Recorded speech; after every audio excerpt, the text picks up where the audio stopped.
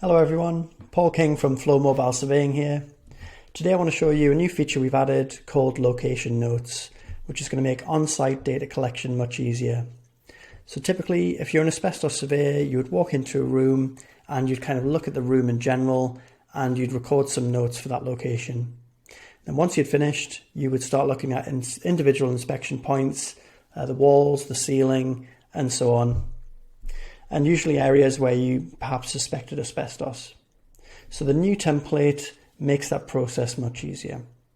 Now, rather than explain it, I'm going to jump into an example so you can see for yourself. So I'm going to start by creating a new inspection record. I'm doing this in the dashboard, but typically you do this on the mobile app. And what I'll do is I'm going to pop in the building, the level, and the location. And let's say we've just walked into the hallway and we're looking at the hallway in general. What we would do is we'd select the location. Now I've got some location notes saved here already. I'm just going to pop those in. And typically this is the kind of thing you'd be writing: concrete flooring, plasterboard walls, etc. Now if I was on the mobile app, I'd be taking a photograph as well, probably just as of the room in general. But because I'm on the dashboard, I'm not going to do that now.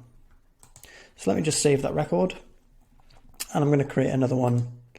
So let's say I've gone back into that same room, but this time I'm looking at an individual item. Well, this time I'll pop in the hallway again. If I was on the mobile app, I would have probably copied that previous record just for speed. This time I'm going to choose item because I'm looking at the walls within the hallway.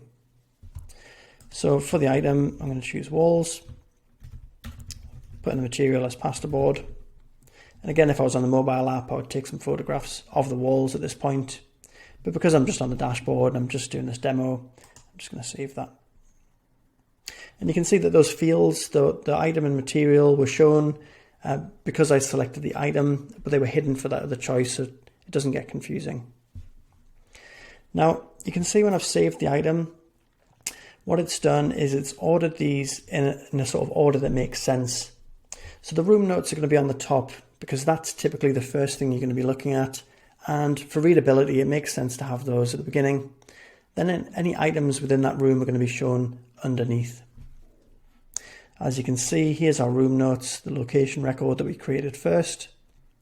And this is that record that we created second. So this is a nice new feature. We've been asked for this one a lot, and I'm really glad that we've been able to release it.